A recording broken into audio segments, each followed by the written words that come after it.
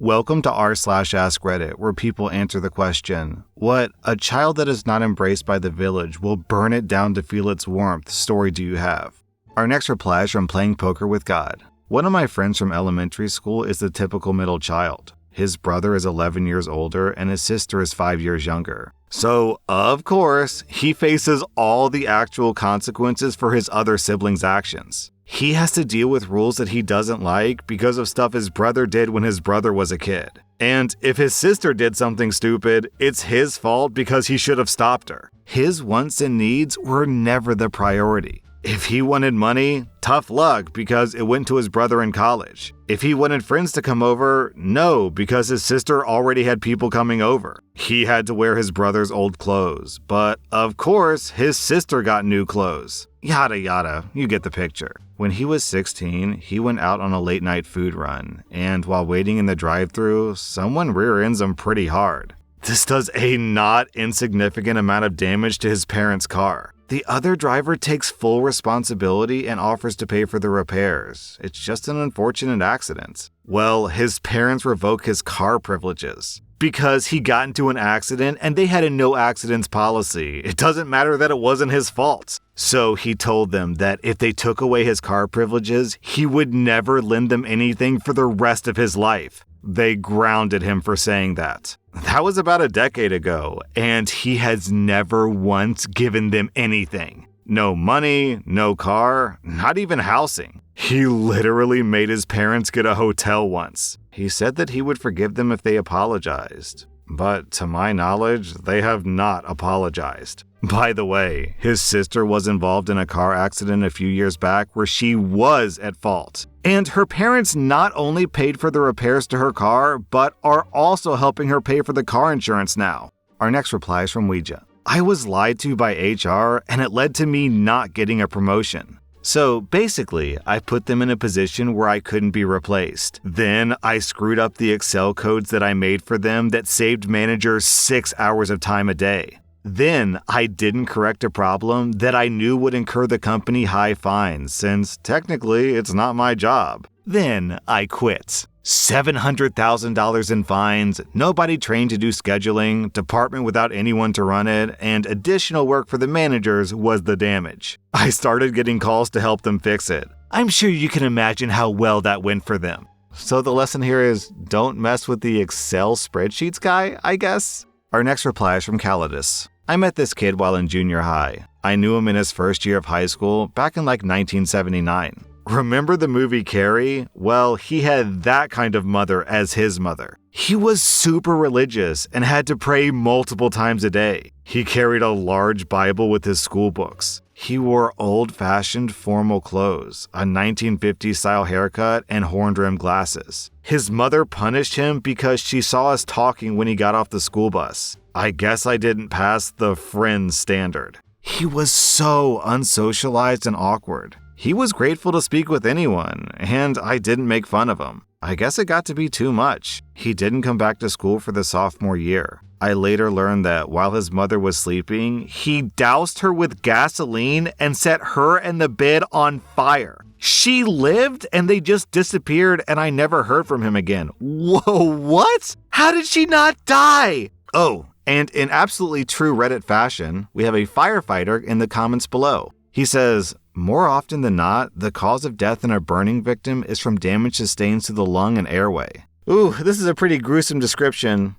But, he goes on to explain that, oh God, I gotta summarize this. Basically, this firefighter theorizes that this woman was probably too busy screaming in agony and horror to inhale enough hot smoke to die from it. Our next reply is from Fire Ice. One of my friends in high school was a major overachiever. He stayed at school or work as much as possible, to the point where he might have spent less than an hour at home each day. He would always deflect questions about his home life, but confided in me that it was bad. Calling him the black sheep of the family would be a major understatement. His family had some money, not millionaire or billionaire, but better off than most. And they told him ever since elementary school that he would always be useless and never amount to anything. Now, he's making bank after getting through college and finding a bomb job with a big pharmaceutical company. Meanwhile, his father's company that's been in the family for a few generations got picked apart by the government. Someone tipped off the IRS that the dad was lying on taxes, hiring immigrants for next to nothing, hiding OSHA violations, and much more. As the dust was settling and the damage was really being seen, my buddy drove to his former family home and dropped off a file. This is the same file that he gave to an attorney to give to the government and only said, "Who won't amount to anything?" Oh man, that feels like its own r/pro revenge post right there. Our next reply is from Superb Al. A guy I went to high school with burned the bridge with his entire family. We weren't best friends, more of a friend type of situation, so my info is a lot of hearsay. But I do know some things for certain. He was a middle child with an older sister and a younger brother. His parents owned a diner that had been in the family for a few generations. It was an unspoken rule that the kids of each generation would help out when they were little and eventually take it over to keep it in the family. The problem was that none of the kids wanted anything to do with it. That didn't stop either of his parents, though. They would joke about how the kids didn't need to worry about college or moving away, and all of that would be taken care of when they would run the diner. The sister, being the oldest, was the first really pressured into it, but he and his brother told her to get out and don't look back. And don't let them guilt trip you either. So she did. She went to college on a sports scholarship and then moved a few states away. She occasionally visits, but basically left the town in her rearview mirror. Then it was this guy's turn, but unfortunately, he didn't have the money to get away. So his parents tell him to go to community college and work at the diner to save money. This is where the issue started. The younger brother doesn't go to college and decides to go couch surfing and backpacking across the country for a few years. He would occasionally come back to work for a few weeks when he needed the money, only to take off again. So my friend gets left running the diner, despite swearing that he never would. I'd see him around sometimes at bars, and he was a bitter shell of his former self with a bad drinking problem and a series of failed relationships. His parents didn't seem to care that their son was a depressed alcoholic, so long as their family legacy stayed the same. He confided in me how they were pushing him to get married and give them grandkids, to just settle down and let go of this silly dream he has of starting over when he has the diner. And given how absolutely drunk he was in nearly every interaction I had with him, it's impressive that he was able to run it at all. His brother and sister couldn't be bothered to come help, and in fact, they started to agree with the parents that he should just cut his losses and make this life work for him.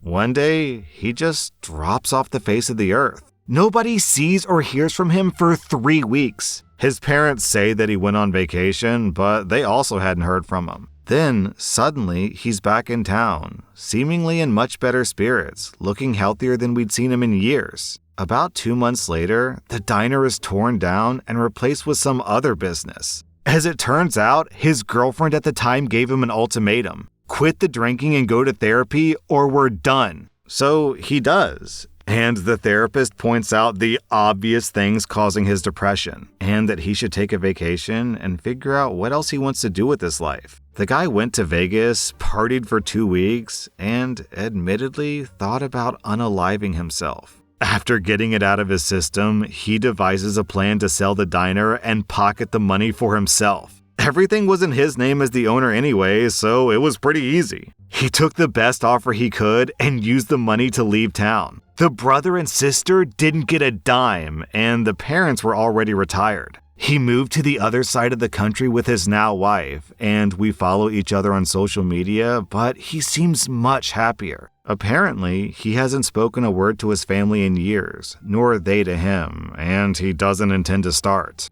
Man, that wife of his is a keeper. Sounds like she saved his life either literally or metaphorically by sparing him a lifetime of misery and bitterness. Our next reply is from eponymous titular. Jim moved to my school in 5th grade. He was socially awkward, but you could tell that he wanted to have friends. But for some reason, he was a complete social pariah. Was it because of his weight? Honestly, I don't know. It's not like he was the only big boy in school, but for some reason, Jim got singled out and he was tormented mercilessly. I'll give Jim credit. He took it. But how could that not get to him? Still, he took it for years. Finally, one kid went too far. In 8th grade, some butthole accidentally spilled his lunch all over Jim. Jim was sitting by himself, of course. And Randy thought that it would be funny to humiliate Jim in the cafeteria. That particular day, the school had served something messy, like chicken fried steak or spaghetti or something like that for lunch. Something that gets everywhere if you spill it. And spill it Randy did, all over Jim. And Jim just snapped. I mentioned that Jim was heavy, and what that translated to, apparently, was immense physical strength. Nobody had been paying attention to all those times in PE when Jim would climb the little rope thing without using his legs to pull himself up. He was a powerhouse, and Randy poked the bear one time too many. By the end, Randy's face was a mess of blood and bruises. Jim gave Randy exactly as much mercy as everyone had given him, which is to say, absolutely zero. Randy's parents filed a lawsuit against the school district, but I have no idea what came out of that. All I know is that Jim and Randy were never seen at that school again. The teachers and principals all understood what Jim was up against. There's no way they didn't know how miserable he was, but school is a lot like a prison. The people in authority don't actually care what happens to you. All they want is for your trouble to stay off of them. As long as you don't make your problems their problems, they're fine with whatever. So Jim was left to twist in the wind, as victims always are. A few years after graduation, Jim was in the news. He had robbed a convenience store and then was shot to death by the cops. The news coverage mentioned a troubled childhood filled with violence, but I was around for a good bit of his childhood.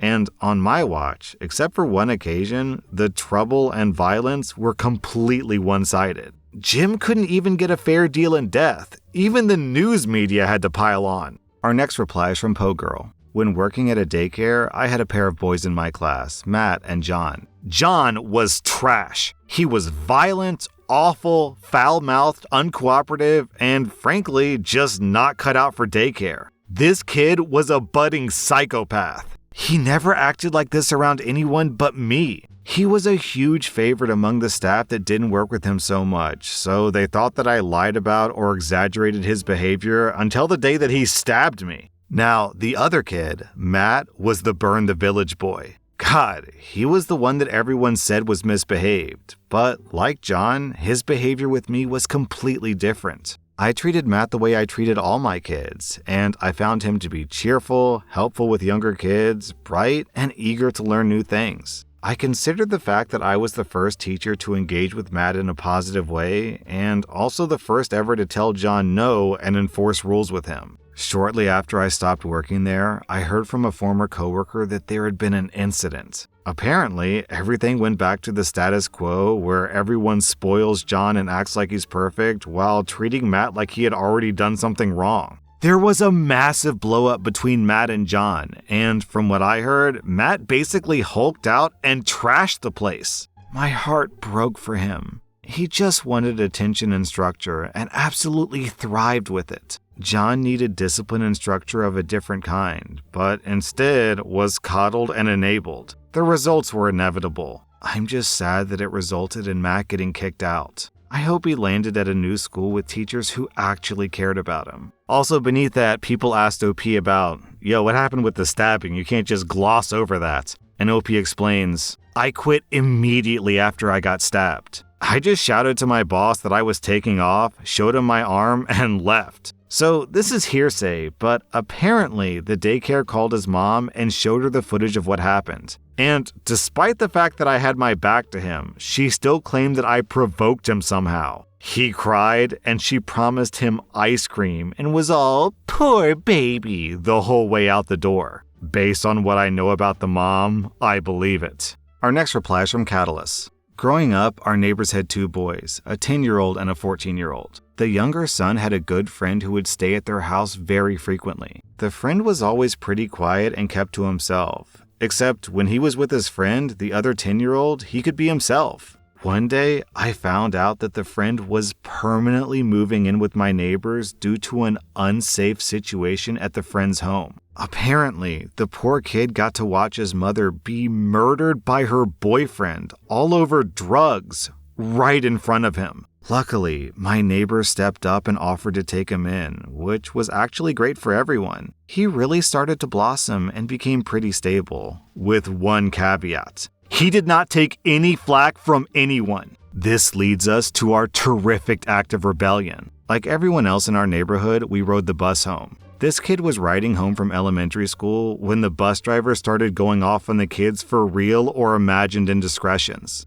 Well, this kid takes offense to this and speaks up on behalf of the rest of the kids. The bus driver, now royally pissed off, tells this kid, "One more word and I'm kicking you off the bus." Well, you're correct in your assumption of what transpired next. The kid gets kicked off the bus, which royally pisses him off, so cue malicious compliance. The kid walks off the bus and immediately walks in front of the bus. We were about 1 mile away from our normal stop on our street, and this was a 2-lane road with sporadic oncoming traffic. There is no way the driver could get around this kid, so the bus driver had to drive at this kid's walking pace until we got to our street. Our parents were wondering where everyone was because we were now like 30 minutes late, and overall, they were very amused when they discovered the cause. Our next reply is from Spoiler Dude Get Wrecked. A kid who was relentlessly bullied at my school for years sued the district and got an upper 6-figure settlement. He had years of documentation of going to the principal, teachers, counselors, even the superintendent. They all either did nothing or made empty promises that they didn't keep. He had documentation for all of it. The highlight was when the lacrosse team jammed a lacrosse stick up his butt, not once, but twice. And the only consequence was one of the kids being suspended for 2 days. And OP clarifies, this isn't a rural school in the Deep South. It's a suburban school located in a liberal part of New York.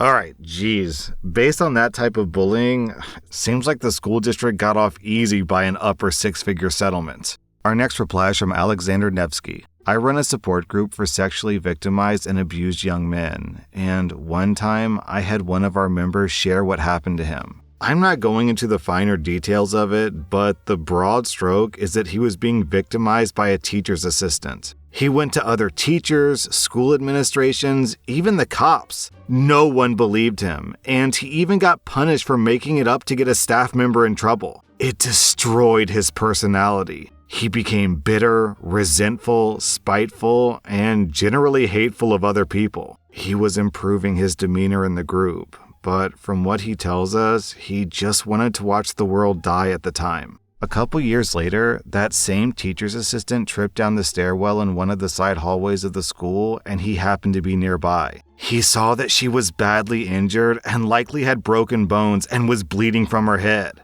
Instead of helping her, he literally stepped over her and pretended that she wasn't there. Security footage showed that he wasn't the one to push her, but when asked why he didn't say anything or get help, he simply said that the last time he tried to tell people about something involving her, no one helped, so why would they this time? Yo, the guy pulled a Batman. I'm not gonna kill you, but I don't have to save you.